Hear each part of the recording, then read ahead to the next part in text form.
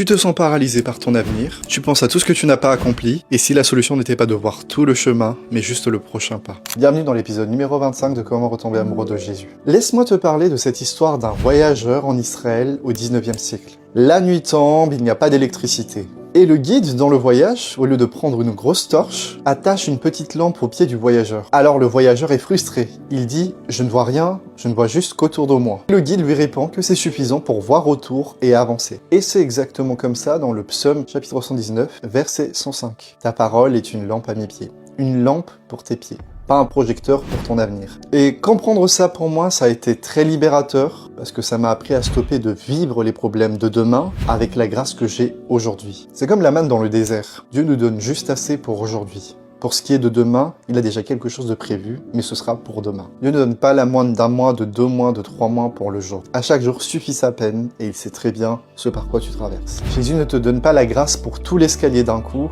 il te donne la grâce nécessaire pour une marche, un jour à la fois. Si tu te sens anxieux face à toutes les demandes de la vie, et je sais que c'est pas évident, arrête de penser au mariage qui n'arrive pas pour le moment, arrête de penser à l'emploi que tu n'as pas pour le moment, arrête de penser à l'examen que tu n'es pas encore en train de traverser pour le moment. Ramène ton attention sur maintenant. Quelle est la toute petite chose que tu peux faire? Te lever, te doucher, faire ton lit, peut-être lire un verset. Aux noces de Cana, le miracle a commencé quand Marie a dit aux serviteurs de suivre tout ce que Jésus allait leur dire de faire. Et ils ont juste fait la première chose.